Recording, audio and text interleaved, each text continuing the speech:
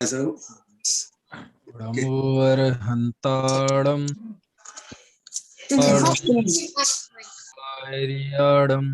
णमो णमोवज्झायाडं णमोलोये सव्यसाहुडं मोक्षं भेत्तारं कर्मभूभृतां ज्ञातारं विश्वतत्त्वानां वन्दे तद्गुणलब्धये।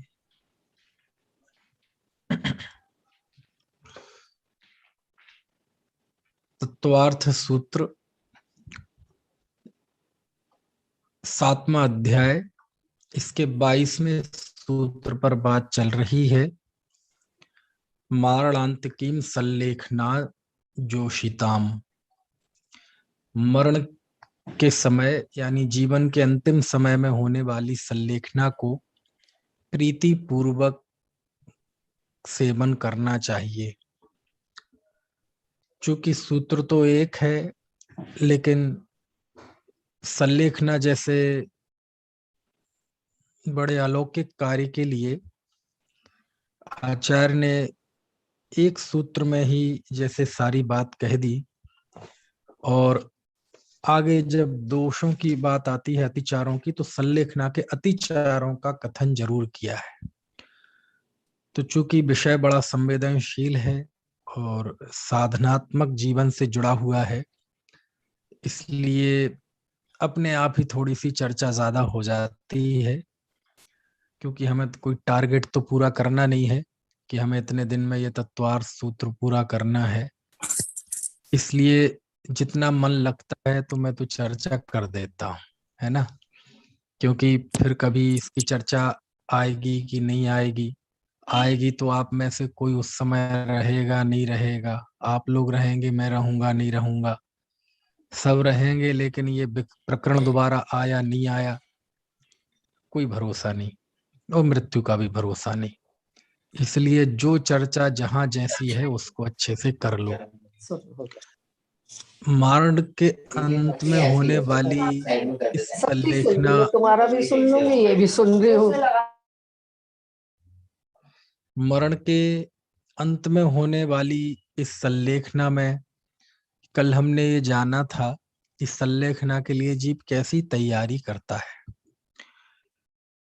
आज कुछ हम व्यवहारिक बातें जानते हैं, और ये बातें सभी आचार्य समंतभद्र स्वामी ने रत्नकर्ण श्रापकाचार्य के श्लोकों में लिखी हुई हैं कि ये तो तय है कि जब जीवन समाधि में होता है तो ही समाधि मरण होता है। यानी जीवन को तत्व ज्ञान में, वैराग्य में, तप में जब हम बनाते हैं तो समाधि मरण बहुत आसान हो जाता है। लेकिन कोई सोचे कि हम जीवन में तो कुछ ना करें, कुछ ना सीखें, जीवन तो ऐशो आराम से बिताएं, लौकिक सफलताओं में बिताएं, लौकिक कार्यों में बिताएं, लेकिन अंत के समय में हम सब कवर कर लेंगे, ऐसा कभी होता नहीं है। कदाचित कोई वर्तमान युग में ऐसे उदाहरण भी मिल जाए तो वो सब ऐसे ही समझने चाहिए कि जैसे किसी की लॉटरी लग गई हो, कि कोई गरीब था और उसे लॉटरी लग गई और वह रातों रात करोड़पति बन गया। तो रातों रात करोड़पति कैसे बना? लॉटरी से। तो इससे क्या शिक्षा मिलती है कि सब लोगों को काम धंधा नौकरी छोड़ के लॉटरी खरीदनी चाहिए। ऐसा है क्या? बोले नहीं। किसी एकाध व्यक्ति को लॉटरी लग जाए तो उससे विचलित होने की जरूरत नहीं है, क्योंकि लॉटरी बन के करोड़पति बनने का रास्ता ये मूल मार्ग नहीं है। क्योंकि लॉटरी के द्वारा कोई करोड़पति बन गया, ये एक उदाहरण होगा, तो इसके सामने लाखों उदाहरण ऐसे होंगे जो लॉटरी के चक्कर में जिन्होंने जीवन खराब कर लिया, है ना। मूल मार्ग तो यही है कि न्याय नीति पूर्वक व्यक्ति श्रम करे और अपनी आजीविका चलाए। ऐसे ही कदाचित कोई एकाध ऐसा असाधारण पुरुषार्थी जीव हो, वर्तमान युग में उदाहरण भी मिल जाएंगे कि अंत समय में अचानक उस जीव के परिणाम बदल गए और जीवन सफल हो गया, है ना। लेकिन हम सबके लिए वो मूल मार्ग नहीं है कि हम अंतिम समय का ध्यान रखें, कि हम तो सब अंतिम समय में कर लेंगे। क्यों? क्योंकि अंतिम समय की चिंता करके, अंतिम समय के इंतजार में एकाध किसी का भला हुआ हो तो वो ठीक है, लेकिन अंतिम समय के इंतजार में लाखों जीवों को, है ना, बर्बाद होते हुए देखा है। समझ में आया ना? तो चलो, जीवन तत्व ज्ञान में बीता। अब लेकिन कोई अचानक मृत्यु भी नहीं आई जिसकी हमने कल बात की थी। अब हम प्लान करते हैं, जरा योजना करते हैं कि हमारी समाधि कैसे हो, है ना। तो जब कोई प्लान करता है योजनाबद्ध तरीके, सबसे पहले तो आचार्य ने संन्यास मरण के प्रयत्न करने का उपदेश दिया है। यदि आप रद्दकर्ण श्राप का 4 का 123वां श्लोक पढ़ेंगे, 122वां तो हमने बार बार पढ़ा, उपसर्ग दुर्भिक्षे, उसके अगले ही श्लोक में आचार्य ने कहा है कि केवली भगवान ने तप का फल तो संन्यास मरण देखा है। यानी जीव जो तप करता है जीवन में, उस तप का फल ये होता है कि वह जीव संन्यास मरण करे। समझ में आया ना? यदि जीवन भर तप करे और समाधि के समय में यदि व्रत में दोष लगा दे, व्रत भंग हो जाए, भाव बिगड़ जाए, समता में स्थित ना रह पाए, तो पूरे जीवन का तप निष्फल हो जाता है। तो आचार्य कहते हैं कि भैया, सल्लेखना तो संन्यास मरण तो तप के फल के रूप में देखी गई है सर्वज्ञों के द्वारा। अतः सभी जीवों को प्रयत्न पूर्वक, ऐसा शब्द दिया, प्रयत्न के द्वारा, है ना, प्रयत्न इस संन्यास मरण का करना चाहिए। तो चलो हम प्रयत्न करते हैं। तो प्रयत्न में क्या करे जीव? तो जो जीवन भर करे उसकी बात तो कल हमने की। अब सुनिश्चित हो गया है। अच्छा, कैसे निश्चित हो कि अब जीवन पूरा होने वाला है? उपसर्ग की स्थिति न बने, दुर्भिक्ष की स्थिति ना बने। आमतौर पे गृहस्थों के या तो बुढ़ापा आता है या कोई बीमारी आती है। दूसरी स्थितियां भी बन सकती हैं लेकिन वो कम बनती हैं। ज्यादातर तो बुढ़ापा अथवा बीमारी बनती है, और उसमें भी ज्यादातर तो बुढ़ापा बनता है कि लगता है कि अब जीवन का अंत निकट आ गया। हालांकि स्थिति तो ऐसी भी बनती है कि कोई मुनि संघ है, और मुनि संघ में बड़े बड़े ज्ञानी होते हैं, ज्योतिषविद होते हैं, निमित्त ज्ञानी होते हैं। ऐसा भी होता है कि निमित्त ज्ञान के द्वारा पता चल गया कि हमारे संघ के इन महाराज श्री की अब 2 दिन की आयु शेष है। समझ में आया ना? तो वह निमित्त ज्ञान उनकी समाधि में कारण बन जाता है कि चलो अब समाधि की तैयारी करते हैं। तो वो तो एक अलग परिस्थिति है। अपन तो अपने गृहस्थ के स्तर पर यदि बात करें, तो एक स्थिति ऐसी आती है कि दृष्टि बल, जंघा बल, शारीरिक बल, शरीर के सारे ऑर्गन्स इस स्थिति में आ जाते हैं कि अब ये ज्यादा दिन चलने वाले नहीं हैं। शरीर जब तक भोजन था तब तक वह भोजन शरीर की संभाल में, शरीर को दृढ़ रखने में कारण बनता था। अब वही भोजन शरीर को क्षति पहुंचाने लगा। क्यों? क्योंकि ऐसा भोजन करें जो शरीर को पच जाए तो ठीक है, लेकिन भोजन बहुत अच्छा हो लेकिन शरीर को पचे ना, तो वह फिर शरीर को उल्टा नुकसान पहुंचाना शुरू कर देता है। तो ऐसी स्थिति आ जाए तो हमें सुनिश्चित तौर पर समाधि की सल्लेखना की तैयारी करनी चाहिए। तो सल्लेखना की तैयारी की व्यवहारिक प्रक्रिया क्या है? तो आचार्य ने बताई है, आचार्य समंत भद्र स्वामी ने बताई है कि सबसे पहले तो वह जीव स्नेह और बैर को छोड़ दे। स्नेह और बैर को छोड़ दे मतलब ममता के परिणाम का त्याग करे। कोई मेरा नहीं है ना? जड़ चेतन की सब परिणति प्रभु अपने अपने में होती है। और बैर का त्याग करे।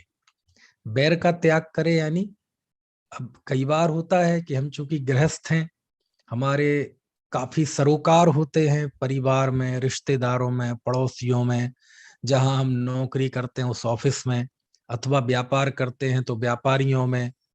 तो सबसे अनेक तरह के व्यवहार होते हैं, और ये जीवन की यात्रा में अनेक लोगों से हमारी तलखी भी हो जाती है। उनसे कई बातों को लेकर मनमुटाव हो जाता है, तनाव की स्थिति बन जाती है, झगड़े खड़े हो जाते हैं, ठीक है। लेकिन अब ऐसा समय आ गया है कि हम पूरे जीवन को बारीकी से निरीक्षण करें और किसी के प्रति यदि हमारे मन में बैर का भाव है तो उस बैर भाव को छोड़ दें। ये बैर भाव क्या होता है? ये बैर होता है क्रोध का आचार या मुरब्बा। क्रोध, इस पे तो हमारा बश नहीं है, कभी क्रोध आ जाए अचानक, लेकिन जब हम उस क्रोध को दूर नहीं करते हैं और अंदर में जमा रहने देते हैं किसी के प्रति, तो वो बैर बन जाता है। क्रोध घातक है, लेकिन बैर सबसे ज्यादा घातक है। दुनिया में जो बड़े बड़े युद्ध, बड़ी बड़ी लड़ाइयां हुई हैं, वो बैर की वजह से हुई हैं, क्रोध की वजह से नहीं हुई। क्योंकि क्रोध तो तुरंत आता है और उसी समय हमें जो करना होता है हम कर लेते हैं। उस समय हमारे पास बहुत ज्यादा साधन नहीं होते अपने क्रोध को व्यक्त करने के, और सामने वाला ताकतवर है तो हम उस क्रोध को भी पी जाते हैं, लेकिन हमें आने का अवसर भी नहीं होता। लेकिन जब वह क्रोध हमारे अंदर में जम जाता है और वो बैर बन जाता है, और वो जितना जमा रहता है, जितना पुराना होता है, वह बैर उतना ही विध्वंसक होता है। क्यों? क्योंकि उस बैर के बाद हमें उस बैर को व्यक्त करने के लिए प्लानिंग का समय मिल जाता है, हिंसा के उपकरण जुटाने का समय मिल जाता है। त्वरित में तो क्या था, क्या कर लेगा अकेला व्यक्ति एट द स्पॉट, क्या कर लेगा? लेकिन जब अंदर में गांठ बांध लेता है तो वह प्लान करता है, योजनाएं बनाता है, पैसा खर्च करता है ना, हथियार खरीदता है। मतलब समझ गए ना आप? तो दुनिया में सबसे ज्यादा विध्वंसक है बैर। क्रोध तो चारित्र मोह की प्रवृत्ति है, लेकिन यदि हमारे अंदर बैर है तो ये अनंतानुबंधी कषाय की प्रवृत्ति है। चारित्र में भी अनंतानुबंधी कषाय है ना। इससे आपके अंदर के मिथ्यात्व का पता चलता है। क्रोध से मिथ्यात्व व्यक्त नहीं होता, बैर से मिथ्यात्व व्यक्त होता है। क्यों? अच्छा बताइए, यदि हम बैर रखते हैं किसी से तो इससे आपका मिथ्या दर्शन कैसे व्यक्त होता है? ऐसे व्यक्त होता है कि व्यक्ति किस चीज को बनाए रखना चाहता है। जो चीज अच्छी होती है, जिसमें उसे सुख लगता है, जिसमें आनंद आता है, जिसमें मजा आता है, उस चीज को बनाए रखना चाहता है। और जिस चीज में कष्ट होता है उसे तुरंत हटाना चाहता है। समझ में आया ना? अच्छी चीज को कोई हटाना चाहता है, अच्छी चीज को तो बनाए रखना चाहता है। समझ में आया ना? तो यदि कोई बैर बनाए रखना चाहता है, क्रोध को अंदर में जमाए रखना चाहता है, इसका मतलब उसकी उस क्रोध में सुख बुद्धि है, स्वामित्व बुद्धि है। उस क्रोध के साथ वह तादात्म्य होके आनंद का अनुभव कर रहा है और अपने चैतन्य प्राणों का घात कर रहा है। तो बैर यानी क्रोध में सुख बुद्धि, यानी वो बनाए किसको रखना चाहता है? जिसमें सुख बुद्धि रखेगा। समझ में आया ना? आपको कोई चीज अनिष्ट लगती है तो आप कितने, मान लीजिए ऊपर से आपके शरीर पे छिपकली गिर जाए तो आप गिरी रहने देंगे? आजा बेटा, लो, और आजा, और आजा, मुंह पे ही आजा, ऐसा करेंगे? है आपके शरीर पे कोई ततैया आके बैठ जाए, है ना, तो क्या करेंगे आप? एकदम झटकारेंगे, दूर करेंगे। समझ में आया ना? है क्यों? क्योंकि उसमें आपको कष्ट लगता है, उसमें हेयपना बरतता है, त्याज्य बुद्धि रहती है उसमें। समझ में आया ना? है लेकिन बहुत ठंड लग रही हो, ठंड, और धूप आ जाए बढ़िया, और धूप में ऐसा लगे क्या मजा है, तो क्या अरे यार कहाँ से आ गई ये धूप, हटाओ यार धूप, एक तो ठंड है ऊपर से ये धूप आ गई, ऐसा होता है क्या? नहीं, उसमें तो आनंद लगता है। खूब ठंडी पड़ रही हो, बिल्कुल मुंह से वो भाप निकल रही हो, और कोई अलाव जला दे तो उसमें आनंद लगता है। हाथ सेकते हैं, उसे हम हटाना नहीं चाहते, लिहाफ से निकलना नहीं चाहते। तो जिसमें अच्छा लगता है उसमें हम रहना चाहते हैं, और जिसमें अच्छा नहीं लगता उससे एकदम दूर भागना चाहते हैं। लेकिन यदि किसी को अंदर किसी के प्रति क्रोध आ गया, त्वरित बात थी, क्रोध आना कोई बहुत बड़ा अनर्थ नहीं है, लेकिन उससे बैर बना लेना वो अनर्थ है। क्रोध पाप है, बैर महापाप है। क्यों? यदि हम बैर रखते हैं तो ये मान के चल रहे हैं कि वो क्रोध का परिणाम अच्छा है, तभी तो आप उसके साथ जीना चाहते हैं, उसको तत्व ज्ञान के अभ्यास से दूर नहीं कर रहे ना। इसलिए मैं कहता हूं और ये मैं नहीं कह रहा हूं, आचार्य कार्तिकेय स्वामी ने लिखा है उन्होंने लिखा है, हे आचार्य देव, तीव्र कषाय क्या है? तीव्र कषाय से मतलब यहाँ अनंतानुबंधी कषाय, ठीक है। तो आचार्य लिखते हैं कार्तिकेयानुप्रेक्षा में, मेरे समझ से गाथा 92 नंबर की गाथा है, उसमें उन्होंने लिखा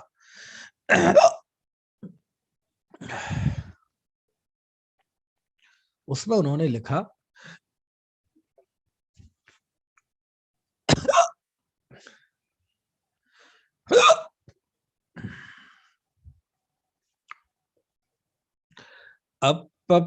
अपपसंस्करणम पूज्ये सुविदोष गहन शीलतम बैर धरणम च सुरम दिव्य कसायाण लिंगाणी। वाह, क्या वचन है आचार्य के।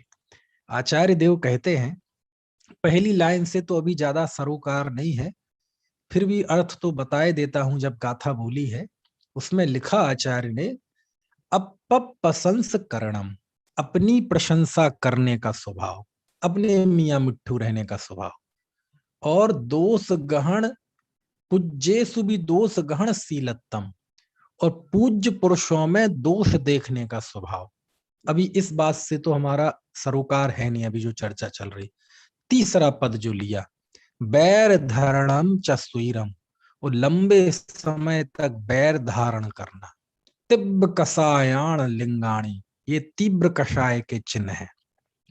यदि कोई व्यक्ति बहुत पूजा पाठ करता है, बहुत स्वाध्याय करता है, बहुत दान देता है, तीर्थ यात्रा करता है, लेकिन यदि उसके अंदर बैर भाव चलता है ना किसी के प्रति, तो आचार्य कहते हैं वो कुछ भी कर ले, वह तीव्र कषाय जीव है। यानी ये उसकी अनंतानुबंधी कषाय का लक्षण है। कोई पूछता है कि अनंतानुबंधी कषाय क्या है? ये है अनंतानुबंधी कषाय। किसी को क्रोध आना अनंतानुबंधी कषाय नहीं है, कि ना कोई लड़ाई हो जाए और मारपीट हो जाए, उसका नाम अनंतानुबंधी नहीं है। लेकिन यदि आप बैर रखते हैं लंबे समय के लिए, कुछ देर के लिए खेत खुन होना वो नहीं, लेकिन लंबे समय तक बैर धारण करना, ये अनंतानुबंधी कषाय की पहचान है। समझ में आया ना? तो अब वो समय आ गया है कि यदि मन में किसी के प्रति बैर हो तो कहते उसका त्याग कर दे पहले। अच्छा, कैसे करेंगे त्याग? जिनके प्रति बैर है ना, हो सकता है वो हो ही ना, यहाँ दूसरे शहर में हो, देश के बाहर हो, है ना, तो क्या करें? अरे बैर आपने स्वयं बांधा है, अकेले रह के बांधा है, आपका ये पर्सनल मैटर है, निजी आपका एक है ना, तो उसे स्वयं छोड़ सकते हैं। किसी ने कहा था, किसी ने आगे कहा था कि तुम मेरे प्रति बैर रखो, तुम उसके प्रति बैर रखो, आपने पाला है ना। तो जैसे हम बैर धारण करने में स्वतंत्र हैं, ऐसी बैर को छोड़ने में भी स्वतंत्र है। छोड़ दो। क्यों? क्योंकि बैर धारण करके, बैर हृदय पर लेकर कोई व्यक्ति समाधि नहीं कर सकता। बैर का पहाड़ लेकर कोई नहीं कर सकता धर्म, नहीं जा सकता आत्मा के सन्मुख। आपको बैर छोड़ना पड़ेगा। समझ में आए ना? क्योंकि बैर मतलब अनंतानुबंधी कषाय, तीव्र कषाय। तीव्र कषाय के परिणाम के साथ हम कैसे समाधि अंगीकार करेंगे? तो ना तो बैर धारण करना और ना जन परिजनों के प्रति स्नेह धारण करना, दोनों का त्याग करना, ऐसा लिखा समंत भद्राचार्य ने, है ना। और भी कुछ व्यवहारिक प्रक्रिया होती हैं, हाँ होती हैं। क्या करना? सबसे पहले आपके जो उत्तरदायित्व हैं उन्हें पूरा कर दो आप। यदि आपने उत्तरदायित्व पूरे नहीं किए तो आप शांति से समाधि नहीं कर सकते। मान लीजिए आप गृहस्थ हैं, तो गृहस्थ हैं, आप कोशिश करो कि बेटा बेटी की जो जिम्मेदारी है वो पूरी हो जाए। आपके पास धन है, संपदा है, तो आप जल्दी वसीयत लिख दो, किसका क्या क्या कैसा हिस्सा है उसको पूरा कानूनी तरीके से ठीक कर दो सब, है ना। क्यों? कि समाधि के समय मन में कोई शल्य नहीं होनी चाहिए, समाधि के समय मन में कोई चिंता नहीं होनी चाहिए। समझ में आती है बात की नहीं? अरे आपको बताएं, जब भगवान ऋषभ देव ने दीक्षा ली और दीक्षा लेने के बाद तो वो मौन हो गए, और जाके ध्यान में बैठ गए। 6 महीने तक आए ही नहीं नगर में, वो तो बाद में आहार के लिए निकले थे। तो उनके ही 2 पुत्र जाके पहुंच गए उनके सामने कि आपने सब बंटवारा कर दिया, ये दिया, हमारा हिस्सा तो दिया ही नहीं है आपने। उनके पास पहुंच गए, वो ध्यान में बैठे हैं वैरागी। अब भोले जीव को पता ही नहीं है कि ये तो वैरागी हो गए हैं। वो पहुंच गए, लिखा है आदि पुराण में। और उसके बाद वो कौन सा चमरेंद्र था, कौन था, उसने आके उसने वो सब न्याय किया कि भैया ये तो अब महाराज हो गए हैं, ये तो अब परमेष्ठी हो गए हैं, अब इन्हें कोई मतलब नहीं रहा है, चलो हम तुम्हें तुम्हारा हिस्सा दिलाते हैं। उनने जाके फिर उस व्यवस्था की, देव ने उनकी, चलो चलो चलो चलो। तो आप ये संसार का स्वरूप जानते हैं कि यदि आपने समाधि ले ली, सल्लेखना ले ली, और आपने अपने उत्तरदायित्व पूरे नहीं किए, आपने जिम्मेदारी पूरी नहीं की, तो आपके मन में भी शल्य लगी रहेगी और दूसरे के मन में भी क्षोभ रहेगा। और यदि आपके जन परिजनों में ही विश्वास का वातावरण नहीं होगा तो आपकी सल्लेखना ठीक से नहीं होगी। तो क्या करें, जो भी आपको हिस्सा बांट करना है वो पूरा कर दो न्याय नीति पूर्वक। समझ में आया? और आपका यदि कोई ऋण हो, किसी को देना हो, बैंक का ऋण हो, किसी साहूकार का ऋण हो, आप उसे चुका दो। सल्लेखना के वक्त कोई मांगने आ जाए, है ना, तो नहीं, पूरा ख्याल कर करके उस उत्तरदायित्व को भी पूरा कर दो। आपने किसी से कोई वादा कर रखा हो कि मैं कोई अपने सेवक से, नौकर से, चाकर से, दुकान के एम्प्लॉय से, खेत में काम करने वाले मजदूर से, आप उसको उसके हिस्से की वो चीज दे दो। अपने पास कुछ भी नहीं रखना, समस्त परिग्रह का त्याग करना। समझ में आया ना? वो जिसका जो हिस्सा है उसको देना और पूरी तरह से उसकी चिंता से मुक्त हो जाना। आप देखो, जब भगवान बाहुबली मुनि की अवस्था में थे, ठीक है, और जब वो ध्यान करने के लिए बैठे थे तो 1 साल तक खड़े रहे और बेल लगी रही, और पता चला कि ये इनको केवल ज्ञान क्यों नहीं हो रहा। तो लिखा कि उन्हें जमीन का विकल्प सता रहा था। अब वो जमीन का विकल्प था कि नहीं था, कौन सा विकल्प था, वो तो भगवान जाने, लेकिन ऐसा लिखा है ना, है। और सीधी सी बात है, वो स्थिर नहीं रह पा रहे थे आत्मा में कोई, और जब स्थिर नहीं रह पाते तो कोई ना कोई विकल्प तो कारण बन ही रहा था। तो चलो, वो कहानी कैसी भी थी, लेकिन आखिर उससे इतना तो निकल गया ना कि देखो, उतना सा विकल्प उन्हें श्रेणी नहीं मारने दे रहा था। जबकि वो तो संत थे, तीर्थंकर थे, वज्र वृषभ नाराज संघनन के धारी थे। 1 साल तक खड़े रहे, शरीर तो स्थिर रहा, बेल लग गई शरीर पे, बामी बना ली सांप ने, पक्षियों ने घोंसले बना लिए, शरीर स्थिर रहा लेकिन चित्त स्थिर नहीं रहा, परिणाम स्थिर नहीं रहा अंतर मुहूर्त तक कि केवल ज्ञान की प्राप्ति हो जाए। तो शरीर स्थिर होते हुए भी, अपरिग्रही होते हुए भी, मन में यदि कोई विकल्प चलता है तो मन में भार लेकर आप श्रेणी नहीं मार सकते, आत्मा में चिरकाल के लिए स्थिर नहीं हो सकते। इस घटना से ये बात निकलती है कि नहीं निकलती है?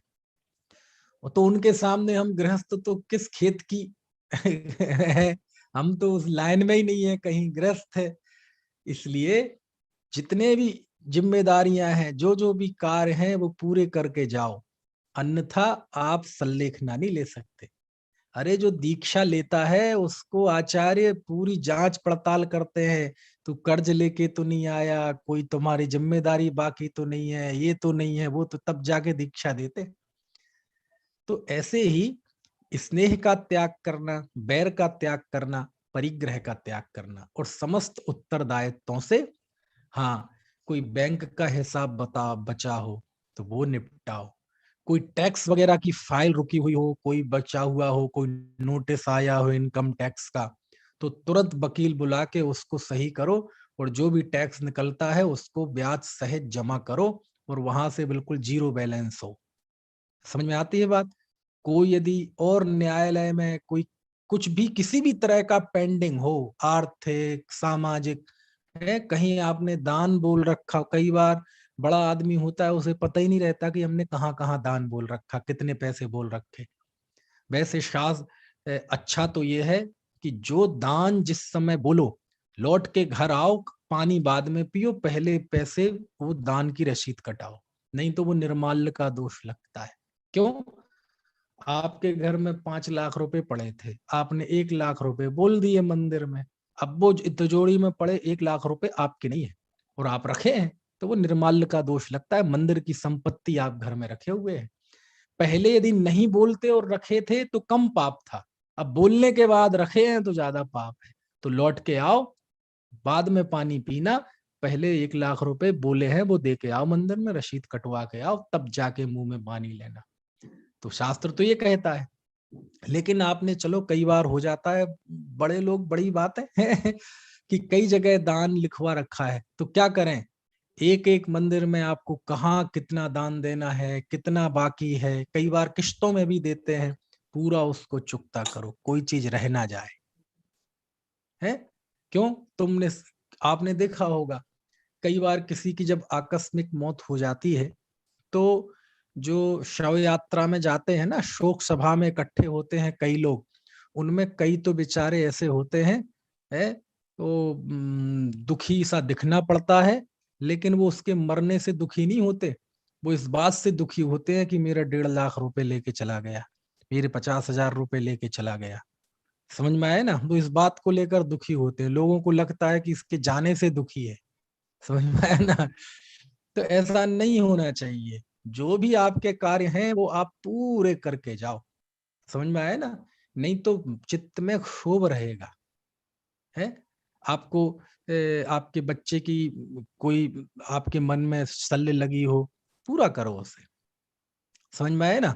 और जब पूरी तरह से निश्चिंत हो जाओ, तो फिर तब आप सल्लेखना के पात्र हैं। तो स्नेह का भी त्याग करना, बैर का भी त्याग करना, संग का, परिग्रह का भी त्याग करना। समझ में आए ना?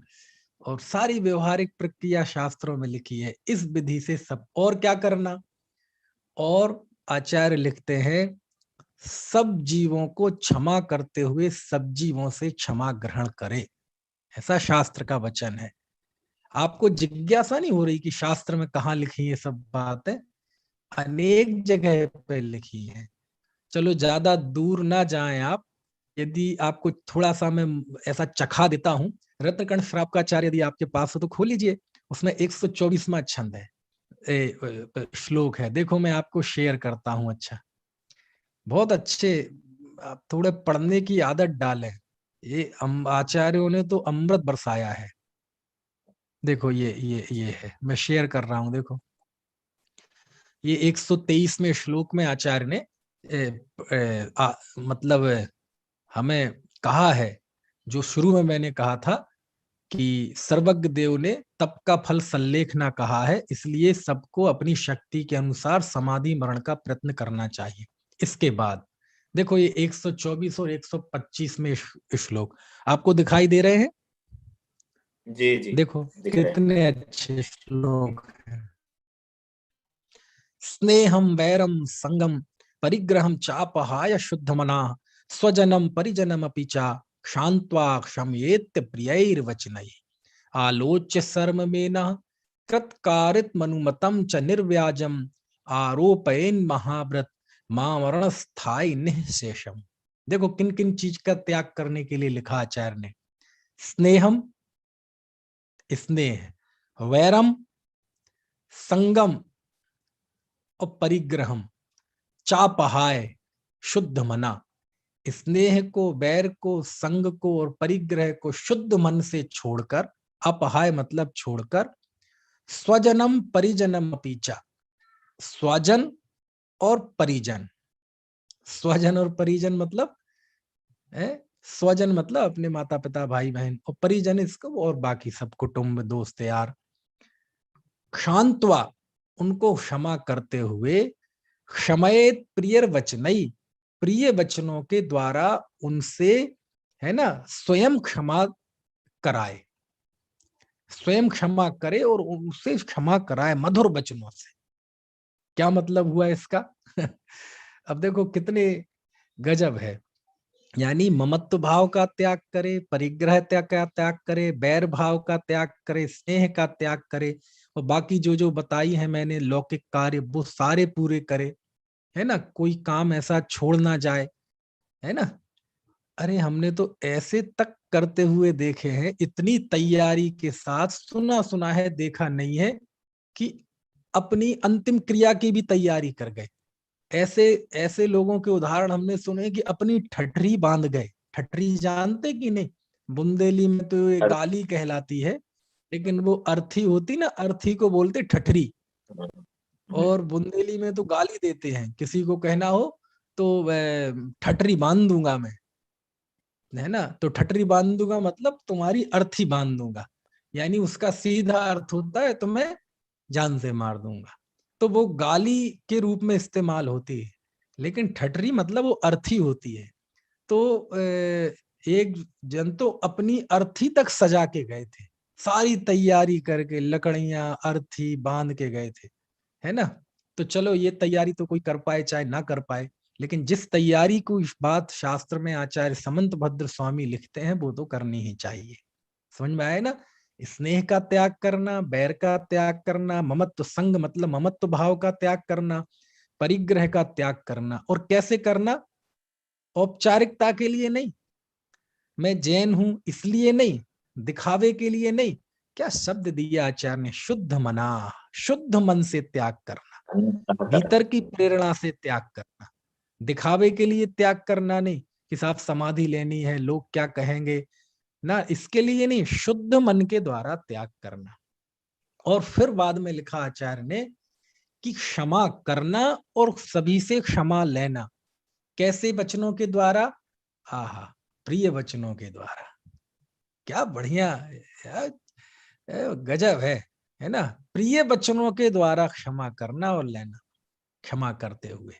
देखो आचार्य कहे, सबसे पहले आचार्य ने लिखा क्षमित्वा, है ना, क्षमा करे व्यक्ति, है ना। अच्छा, दो चीजें हैं, क्षमा करना। ये प्रश्न आया है, संग और परिग्रह में क्या अंतर है? वैसे संग और परिग्रह तो वैसे एक ही बात है। छेड़ाला में प्रयोग है, दुविध संग बिन शुद्ध उपयोगी मुनि उत्तम निज ध्यानी।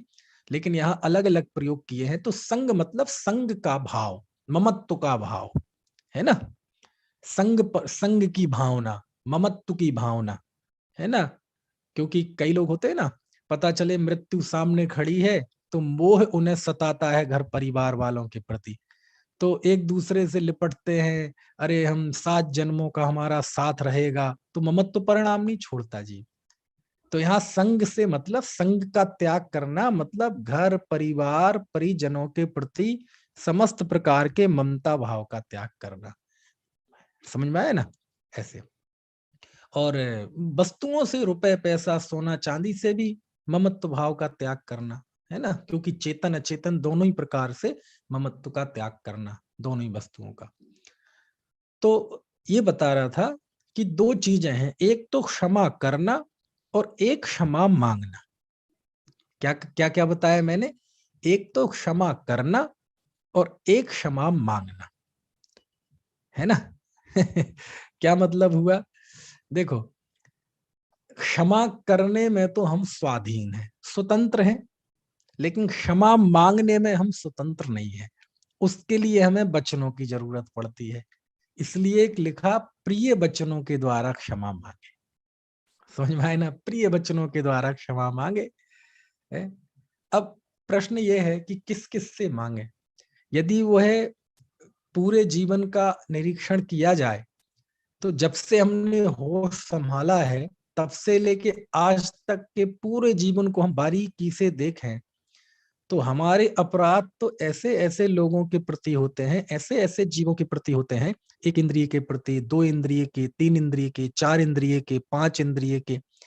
क्योंकि जो हमारे अपराधों की लिस्ट है वो इतनी लंबी है कि यदि वास्तव में उसको खोल दिया जाए तो हम सब शर्म से, मतलब शर्म में डूब जाएंगे। क्यों? क्योंकि हम किससे क्षमा मांगे? हमने तो अनंतों जीव ऐसे हुए कि हम वो आज है ही नहीं दुनिया में, हमने उनको मौत के घाट उतार दिया। एक इंद्री, दो इंद्री, तीन इंद्री, चार इंद्री, कई ऐसे असंख्यात त्रस जीव और अनंत इन स्थावर जीवों को मौत के घाट उतार दिया। तो उनके प्रति जो हमारे अपराध हैं उनसे हम कैसे क्षमा मांगे? तो आगे के श्लोक में कहा है कि उनसे क्षमा तो नहीं मांग पाएंगे क्योंकि वो सामने है नहीं, लेकिन उनकी हम आलोचना करते हैं। क्या करते हैं? उनकी आलोचना करते हैं कि मैंने एक इंद्रिय, दो इंद्रिय, तीन इंद्रिय, चार इंद्रिय, पंच इंद्रिय को जो भी कृत कार्य तन्मोदना से दुख पहुंचाया है, मैं उस भाव की आलोचना करता हूं। भाई मेरे सब है ना दुख, वो सारे पाप दुष्कृत तो हो, मिच्छा में दुक्कडम, ये सब हम वो क्षमा वाणी के दिन जो संवाद बोलते हैं ना, ये इस समय बोलने के होते हैं। क्यों? है ना, वो सल्लेख ना ले रहा है। और ये जो श्लोक आया है, ये जो गाथा बोलते हैं हम, खमामि सव्य जीवाणम सब्बे जीवा खमंतु में, मिट्टी में सब भूदेसु बैरम मज्जम न किरणबी। मैं सभी जीवों को क्षमा करता हूं, सभी जीव मुझे क्षमा करें, मेरा किसी से बैर भाव नहीं है, सभी प्राणी मेरे लिए मित्र हैं। ये जो गाथा है ये मूलाचार में आई है, दिगंबर शास्त्रों में, शास्त्र के रूप में। वैसे तो समाधि वो पाठ में है, प्रतिक्रमण सामायिक पाठ में है ना, प्रतिक्रमण पाठ में, लेकिन ग्रंथ के रूप में हमारे यहाँ मिलती है तो मूलाचार में मिलती है। और वहां मूलाचार के किस प्रसंग में मिलती है निपुण पता है? ये मिलती है इसी प्रसंग में जिस प्रसंग की हम बात कर रहे हैं। वहां मुनि की समाधि का वर्णन है, तो वहां मुनि की समाधि के समय की ये गाथा है। समझ में आया ना? जिसकी हमने ऐसी मट्टी पलीत की है, कार्डों पे छपवा छपवा के व्हाट्सएप पे फॉरवर्ड कर करके। समझ में आया ना? क्षमा वाणी के दिन होता है ना, और शुद्ध तक नहीं लिखते। एक बार एक कार्ड पे मैंने वो गाथा देखी, 2 लाइन की गाथा, इसमें 14 गलतियां थी। कितनी गलतियां थी? 14 गलती। मैंने कहा चलो, वो कार्ड आया, हम बाकी पापों के लिए तो क्षमा कर देंगे, तुमने कोई गलती की होगी तो, लेकिन इस गलती के लिए क्षमा नहीं करूंगा मैं। है ना? कौन सी गलती? ये जो तुमने अशुद्ध गाथा लिखी है। क्यों? क्योंकि इसमें जो असावधानी है, वो असावधानी, वो अपराध तुमने मेरे प्रति नहीं किए हैं। वो किसके प्रति किया है? वो सम्यक ज्ञान के प्रति किया है। क्योंकि शुद्ध लिखना बांचना इस सम्यक ज्ञान का अंग है। वो ज्ञान का अपमान किया है आपने। समझ में आया ना? खैर, वो तो अलग बात हो गई। तो अब भोले भाले जीव हैं, हम तो क्षमा ही कर देते, लेकिन उसकी गंभीरता के लिए मैंने ये बात कही। तो ऐसी गाथा है वो, यानी उस समय की गाथा है कि वह जीव, सभी जीव मुझे क्षमा करें, सभी जीवों को मैं क्षमा करता हूं।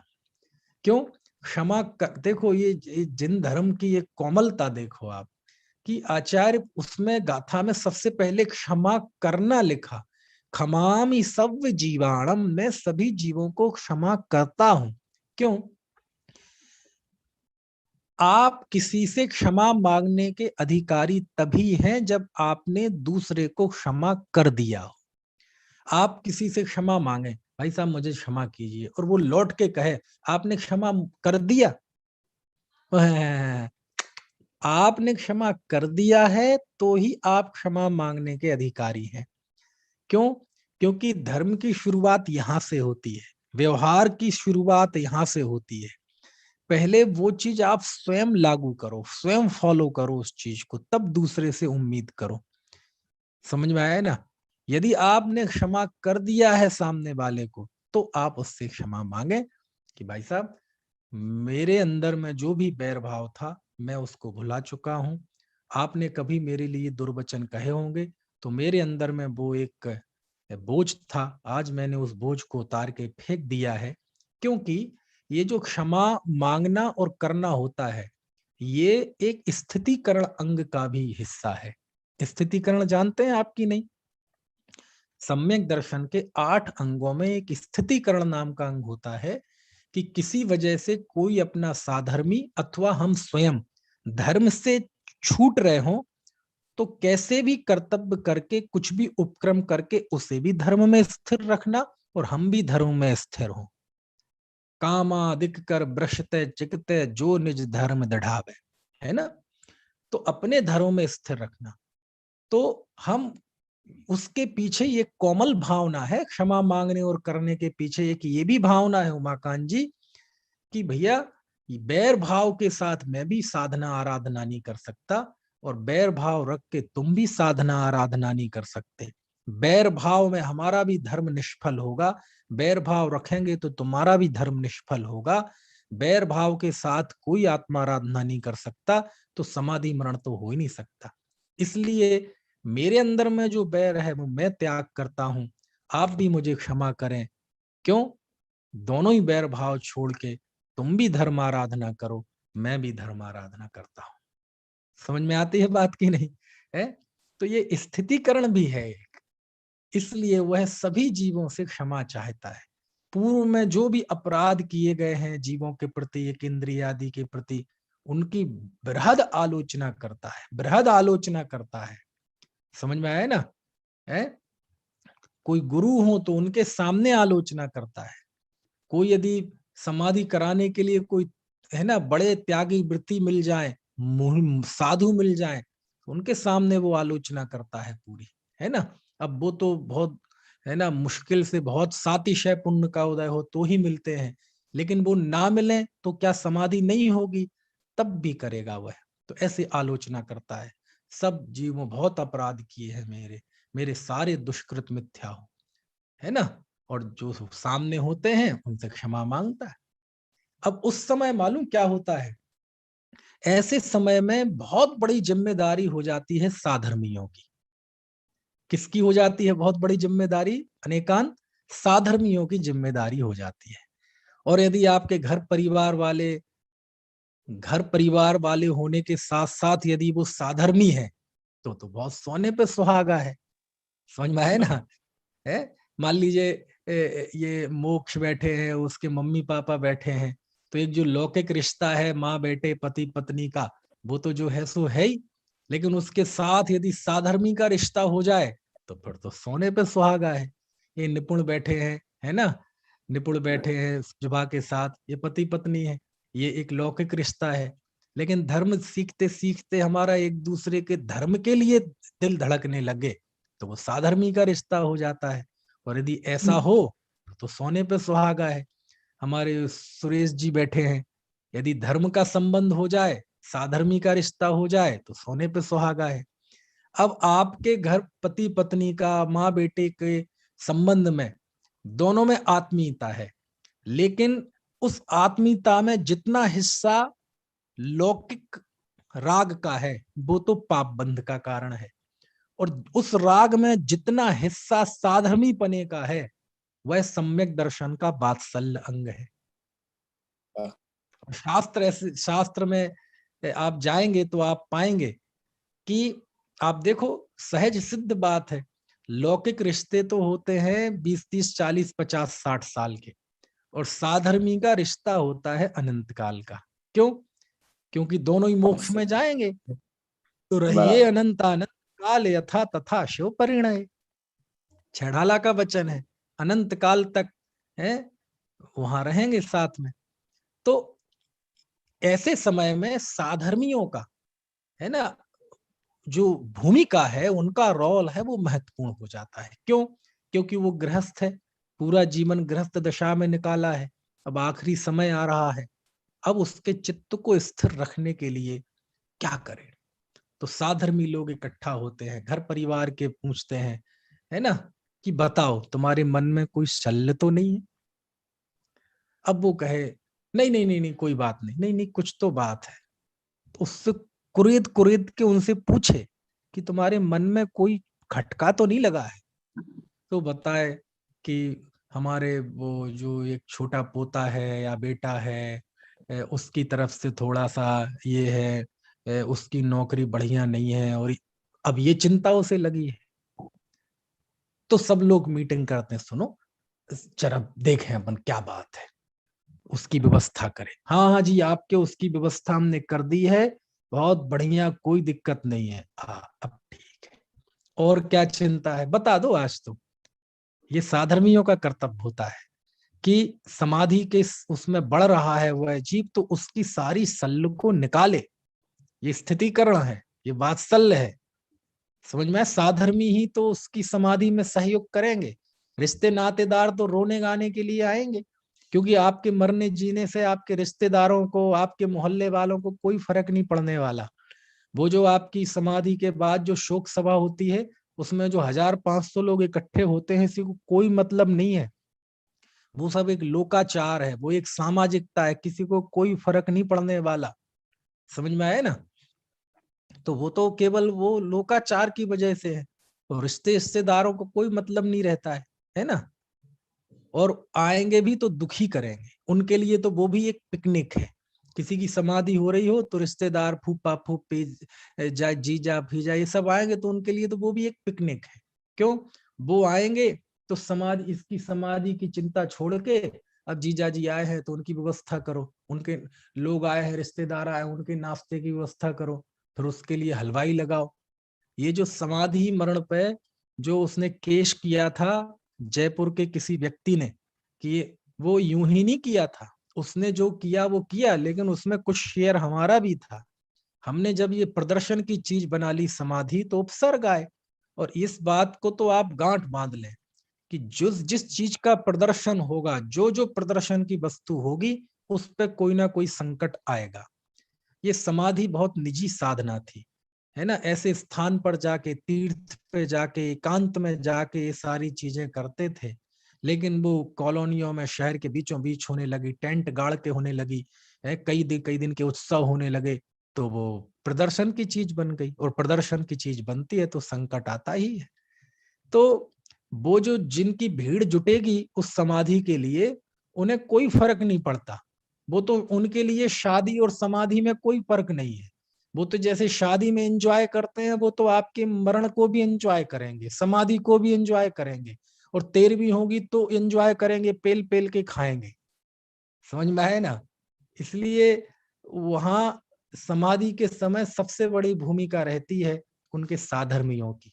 और घर परिवार के यदि साधर्मी हैं तो फिर तो समझ लो उसके लिए खास ये एक है ना, उसकी सफलता है जीवन की। समझ में आया ना? तो आप सब एक दूसरे के साधर्मी बने, और उस समय देखें कि इनके मन में शल्य क्या है। भाई को भाई की पता रहता है कि इसके मन में शल्य क्या है, पति पत्नी को आपस में पता रहता है कि इसके मन में कौन सी चिंता है, उसको दूर करें। क्यों? क्योंकि बोझ लेकर, शल्य लेकर आप समाधि नहीं ले पाएंगे, सल्लेख नहीं ले पाएंगे। तो साधर्मी इकट्ठे, तुम बताओ तुम्हारे मन में क्या चिंता है, किस बात को लेकर चिंता है, बोलो, हम सब लोग हैं। तो साधर्मी हैं, घर परिवार वाले सब हैं, लेकिन अब फिर भी कोई चिंता नहीं है, तो समझ लो अब आप समाधि के लिए तैयार है। समझ में आया ना? तो साधर्मी, और आपको पता है साधर्मियों को उसकी अभिरुचि का पता चलता है ना? और घर परिवार वाले भी साधर्मी है तो उसको उसकी रुचि का पता चलता है कि इस जीव को रुचि काय में है। क्योंकि एक भक्ति है, किसी को भक्ति में रुचि होती है, किसी को, है ना, बड़े बड़े पाठों में रुचि होती है, किसी को गाथाओं में रुचि होती है, किसी को, है ना, ग्रंथ भी अलग अलग तरह के, किसी को कोई ग्रंथ में बहुत आनंद आता है। तो साधर्मियों को उसकी रुचि का पता चलता है, क्योंकि साधर्मी है तो सब मनुष्य है ना, तो मनुष्यों की अपनी अपनी इंटरेस्ट होते हैं, अपनी अपनी हॉबीज होती हैं, तो उन्हें रुचि का पता चलता है। कैसे पता चलता है? बोले, हमने देखा है, ये कितने ही थोड़ा सा इनको टेंशन हो, दिक्कत हो, और यदि कोई भक्ति बोलने लगे, यदि कोई भजन बोलने लगे, तो इनके तो पैर धड़कने लगते थे, चमर लेके नाचने लगते थे, सारे दुख दर्द कुछ देर के लिए भूल जाते थे। तो हमें पता होता है कि इनको भक्ति में बहुत रुचि है। तो क्या करेगा साधर्मी? बोले, शरीर में कष्ट हो रहा है, पीड़ा हो रही है, कुछ नहीं, इन्हें भक्ति सुनाओ, इन्हें भजन सुनाओ। इन्हें पता है कि जब ये भजन सुनते थे तो बिल्कुल दूसरी दुनिया में पहुंच जाते थे। अब ये कौन बताएगा? ये जो बाहर से रिश्तेदारों की भीड़ लगती, उन्हें थोड़ी पता है ये चीज। वो थोड़ी उसकी दिल की धड़कन को जानते हैं कि इनका दिल किस बात पे धड़कता है। समझ में आती है बात की नहीं? साधर्मियों को पता है कि अरे भाई साहब, इनको जब ये मोक्ष मार्ग प्रकाशक पढ़ते थे और वो प्रकरण पढ़ते थे तो ऐसे हर्षित होते थे, तो कहते कुछ नहीं, निकालो मोक्ष मार्ग प्रकाशक, वो ही पढ़ो।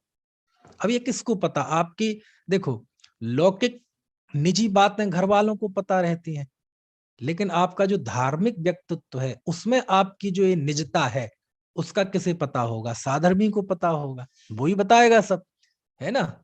है अब मेरे परिचित वाले होंगे और मैं पड़ा हुआ हूं ऐसे मरणासन है, तो उन्हें पता है कि भैया ये आदमी ऐसा है, कुंद कुंद देव की गाथाएं यदि कान में पड़ जाएं तो इस व्यक्ति में जान आ जाएगी, स्फूर्ति दौड़ जाएगी। तो बोले अरे सब काम छोड़ो, इस आदमी को कुंद कुंद देव की गाथाएं सुनाओ। समझ में आए ना? है एक गदो, वो क्या कहते हैं, रवि हो दी अप मत्तो रप मत्तो। तो ये कान में मेरे शब्द ये गाथाएं पढ़ेंगी तो ऐसा रगों में खून दौड़ जाएगा। तो सबको एक दूसरे की वो पता रहती है कि किस व्यक्ति को किस में कैसा इंटरेस्ट है? पता है कि ये जब हम रहे तो इन्हें महापुरुषों की कथाएं सुन के ये बड़े आनंदित होते थे। चलो महापुरुषों की कथाएं सुनाते हैं, निकालो जरा 24 पुराण सुनाओ, चलो इनको पुराण सुनाते हैं।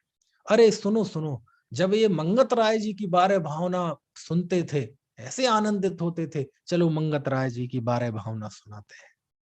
तो ये रुचि किसे पता चलती है? साधर्मियों को पता होती है कि इनको किस में रुचि है, क्योंकि साधर्मियों में किसी उसमें भी हो सकता है ना वैरायटी, किसी को भक्ति में रुचि, किसी को पाठ में रुचि, है ना, किसी को गाथाओं में रुचि, अब किसी को भाषा नहीं आती तो उसे है ना श्रावकाचार की भाषा वचनिका में, किसी जिसको जैसी रुचि हो।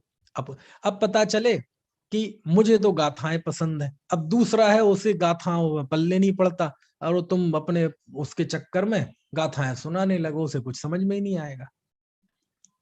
समझ में आया ना?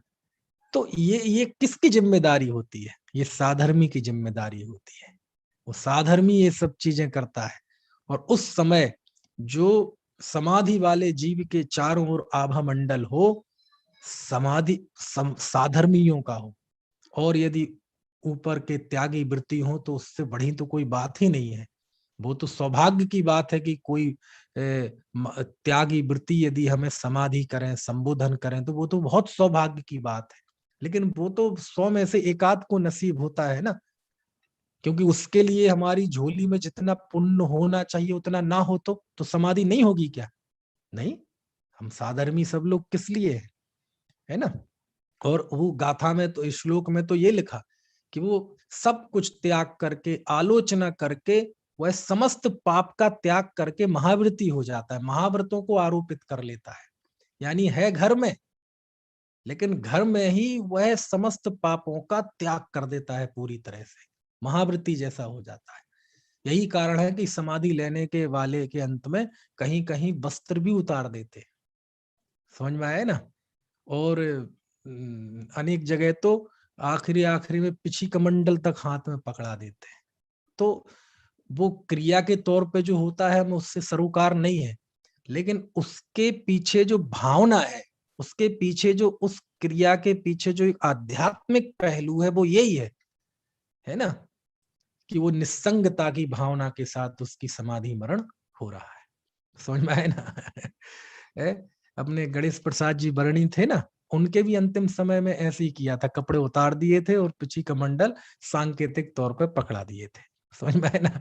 यानी चलो इस भाव के साथ कि जीवन के अंतिम वो है ना महाव्रत के रूप में उसका, हालांकि कई बार वो औपचारिकता जैसी हो जाती है, लेकिन औपचारिकता ना होके यदि वो असल में जो उसके साथ पहलू जुड़ा हुआ है उस भाव के साथ हो तो कितनी बढ़िया समाधि मरण हो, है ना? तो ऐसा करते हैं। भोजन, अब देखो समाधि लेने का मतलब ये नहीं है कि भोजन पान त्याग दिया। मुनि के तो उत्कृष्ट 12 साल की समाधि लिखी। समझ में आया ना? ये तो बिल्कुल जब बिल्कुल नजदीक आ जाए तब की बात है। पहले भोजन करता रहे वो, फिर भोजन का त्याग कर दे, लगे कि अब भोजन से तो जीवन मतलब शरीर को नुकसान हो रहा है, तो दूध पिए, दूध भी छोड़ दे, वो भी पता चले शरीर नहीं पच रहा है तो छाछ पे आ जाए, वो भी नहीं पच रहा है तो केवल उष्ण जल ले, है ना? और उसको भी फिर दिन में एक बार, फिर 2 दिन में एक बार, ऐसे ऐसे भोजन का भी वो धीरे धीरे त्याग करता है। समझ में आया ना? तो चलो अब तो समय हो गया है ना? तो कहने का आशय ये है कि इस क्रम से वह कषायों को भी छोड़ता है और शरीर को भी क्रश करता है। और ये पूरी जो है एक बड़ी व्यवहारिक प्रक्रिया है और वो सब शास्त्र में लिखी है। देखो, आपको एक मेरा मन कर रहा है वो श्लोक भी आपको पढ़ के बता ही दूं। देखो, मैं शेयर कर रहा हूं, ये एक ही श्लोक देखो, ये 125वां श्लोक। आलोच्य सर्व में कृत कारित मनुमतम च निर्व्याजम आरोपेन महाव्रत। देखो आगे ना, मां मरण स्थायी निःशेषम, कि सर्व प्रकार से कृत कारित अनुमोदना अनुमत से जो भी पाप किए हों उन सब की आलोचना करके, है ना, आलोचना करके, है ना, और निर्व्याज होकर, मतलब किसी भी तरह से छल कपट के बिना आलोचना करके वह जीवन पर्यंत रहने वाले महाव्रतों का आरोपण करे, है ना। ये क्षमा की बात आ गई। अच्छी अच्छी बातें। अब थोड़ा सा समय हो गया है इसलिए मेरे मन में अभी वो लगा हुआ है, तो अभी तक यहाँ चर्चा चली। मैं सोच रहा था कि आज चर्चा पूरी कर दूंगा लेकिन वो हो नहीं पाई। कोई बात नहीं, अपन को कौन सा कोई टारगेट पूरा करना है, तो बाकी की चर्चा अपन कल करेंगे। अभी किसी को कोई प्रश्न हो तो आप पूछ सकते हैं। पूछना है किसी को कोई प्रश्न? खाली प्रश्न नहीं, ऐसा नहीं जरूरी कोई प्रश्न ही पूछे, और अपनी तरफ से कोई बात ऐड करनी हो और कोई अच्छी बात मन में आ रही हो तो वो भी आप बता सकते हैं। हाँ जी अनिकांत कुछ बोल रहे, बोलो। जी, मेरा कहना ये है कि ये समाधि की बात हुई कि अंत समय में हम सबको क्षमा करें और सबसे क्षमा मांगे। तो व्यवहारिक जीवन में भी हम प्रति समय कितनी भी गलतियां करते हैं, कितना बैर भाव विरोध भाव रखते हैं, तो सभी के प्रति अपन मतलब विरोध भाव खत्म करके अपने वर्तमान जीवन में भी हम मतलब समाधि जैसी को हम जी सकते हैं, ऐसा कहना था। अरे अंतिम समय में तो यदि कोई जीव वहां हो, उस नगर में हो, और उनके मन में के प्रति कुछ बात हो, तो साधर्मी उनसे जाके हाथ जोड़कर निवेदन करें कि भाई साहब आप बैर भाव छोड़ दीजिए, उनकी समाधि का अंतिम प्रसंग समय चल रहा है, आप चलिए, वो आपसे क्षमा मांगना चाहते हैं। समझ में आए ना? तो साधर्मियों ने लाए और वो क्षमा मांगे। अरे मुनि के प्रसंग में तो लिखा है भगवती आराधना में कि वो मुनि लेटे हुए हैं, वो सबसे क्षमा नहीं मांग उठ खड़े होने की हिम्मत नहीं है, सबके पास जाने की हिम्मत नहीं है एक एक साधु के पास, तो वो वहीं से हाथ जोड़ लेते हैं और दूसरे वो जो साधु होते हैं वो पिच्छी सबके सामने ले जाते हैं प्रतीक के रूप में, कि ये पिच्छी के रूप में वो ही साधु आपसे हाथ जोड़कर क्षमा मांग रहे हैं। समझ में आया ना? तो ये अब तो अच्छा है, आजकल तो बहुत बढ़िया है, वीडियो कॉलिंग कर दो, नहीं आ पाता है कोई बहुत दूर है, फोन लगवा दो, वीडियो कॉलिंग से, जूम पे, व्हाट्सएप पे वीडियो कॉलिंग से बात करा दो, मन में कोई शल्य ना रह जाए। देखो, मन में शल्य रहेगी तो समाधि मरण नहीं हो सकता। तो किसी से, है ना, ऐसा कुछ मन में हो, कोई दूरी हो, कोई घर का हो, रिश्तेदार हो, दोस्त हो, पुराना दोस्त हो, दुकान, तो उससे बाकायदा क्षमा एक ऐसा भाव है जो हमारे शास्त्रों में लिखा है, इतना पवित्र भाव है कि ये क्षमा का भाव व्यक्ति को बहुत ऊपर ले जाता है, बहुत ऊपर उठा देता है, बहुत उसके परिणामों में मृदुता आती है यदि उसके अंदर क्षमा का भाव है। क्षमा करने की हिम्मत और क्षमा मांगने की हिम्मत, ये दोनों ही हिम्मत चाहिए, है ना। और अंतिम समय में तो सबको क्षमा कर दो। समझ में आए ना? और सबसे क्षमा मांग लो जो है, बाकी तो अनंतों जीवों के प्रति है, वो आज है ही नहीं, उनकी तो हम आलोचना करते ही हैं, लेकिन जो सामने हो सकते हैं उनसे क्षमा मांगे, हाथ जोड़कर क्षमा मांगे। लिखा ना, पढ़ा पर प्रिय बचनों के द्वारा, ऐसा नहीं अजी अब बस मर रहे हैं जी, तो हम मरते मरते सोच रहे जी अब क्यों जी खामा खा का बैर भाव ले जाएं जी, तो बाबा आप जी क्षमा कर दो। ये कोई वचन है? कोई तुम फॉर्मेलिटी कर रहे हो? कोई सरकारी नियम पूरे कर रहे हो क्या? कोई गवर्नमेंट का प्रोटोकॉल पूरे कर रहे हो? नहीं नहीं नहीं, प्रिय वचनों के द्वारा। अंतिम समय है इसलिए बोले नहीं, आप पूरी बात कहो। उस दिन उस मीटिंग में मैंने आपको वचन कहे और वो बहुत अच्छे वचन नहीं थे, मुझे नहीं कहने चाहिए थे, आपको बहुत बुरा लगा होगा, है ना। क्या करें, अज्ञानता बस, भूल बस, ऐसे वचन निकल गए और मुझे आज तक उस बात का रंज है ना। आप बहुत महान व्यक्ति हैं, बहुत अच्छे हैं, आपने जरूर मुझे क्षमा कर ही दिया होगा, लेकिन यदि कोई भी बात आपके मन में मेरे प्रति हो तो मैं अपने मन से वो बात निकाल रहा हूं। आपसे हाथ जोड़कर निवेदन है कि आप भी अपने मन से वो निकाल दीजिए और मुझे क्षमा कीजिए। ऐसे प्रिय वचन बोले। कई बार व्यक्ति क्षमा भी मांगता है ना तो अकड़ में, है ना, सॉरी जी, बहुत बहुत क्षमा साहब, मतलब वो क्षमा भी ऐसा करता है जैसे एहसान कर रहा हो क्षमा मांग के। भाई ना ही मांग।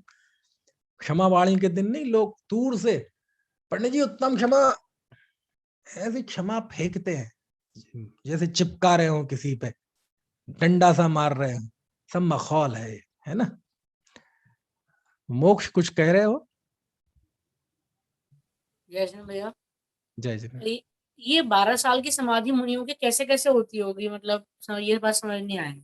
उत्कृष्ट 12 साल है, और उन 12 सालों में ये नहीं है कि वो भोजन वगैरह का त्याग कर दे।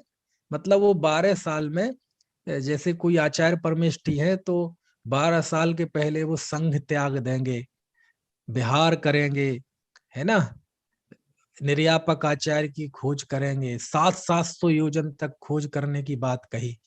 तो वो उत्कृष्ट 12 साल है ना। जरूरी नहीं है सबका 12 साल, वो अब तो जिंदगी बहुत छोटी हो गई है ना। है? इसलिए चलो, और कोई प्रश्न?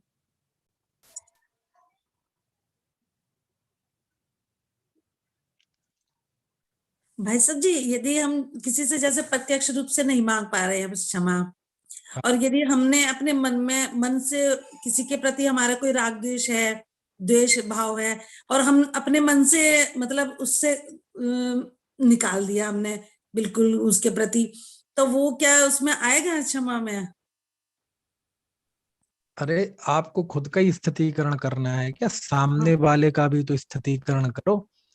आपके अशिष्ट व्यवहार से वो भी तो कष्ट में होगा, उसके भी तो कष्ट का निवारण करो। अब ये और अलग बात है कि ऐसी असाधारण परिस्थिति बन जाए, आपात स्थिति बन जाए, तो आपात स्थिति में तो बस अपने परोक्ष रूप से पंच परमेष्ठी की शरण में जाके सबको क्षमा, सबसे क्षमा याचना आलोचना करके, है ना, अपने समस्त परिग्रह संग का त्याग करके और अपने बिल्कुल वैसे हो जाओ जैसे मुनि होते हैं, ऐसे समता भाव में स्थित हो जाओ। तो आप, इसलिए मैंने आज पहली शुरुआत में ही बताया ना कि जो अचानक और आपदा काल में होती है उसकी बात तो कल हमने कर ली। आज तो अपनी बात वो है जो हम बुक सुनियोजित तरीके से करते हैं, समझ में आए ना। तो उसमें तो भैया सबसे क्षमा मांगो। अब वो व्यक्ति है ही नहीं मान लो तो वो अलग बात है, नहीं है तो उनके परिवार वालों से कहो। क्यों? क्योंकि एक व्यक्ति की कषाय का पूरा फर्क परिवार पर पड़ता है। एक व्यक्ति की लड़ाई हो और कई बार पीढ़ी दर पीढ़ी कषाय चलती है वो, जबकि वर्तमान की 2 पीढ़ी है, इनने इनका कुछ नहीं बिगाड़ा, इनने इनका कुछ नहीं बिगाड़ा। फिर काय की लड़ाई थी? हमारे दादाजी की लड़ाई थी जिनको मरे हुए 50 साल हो गए। समझ में आए ना। अरे ये कषाय के ऐसे ऐसे रूप हैं, है ना, क्या बताएं। चलिए जिनवाणी स्तुति करते हैं ना। अनंत धर्मणस्तत्त्वं पश्यन्ति प्रत्यगात्मनः अनेकांतमयी मूर्तिर्नित्यमेव प्रकाशताम्।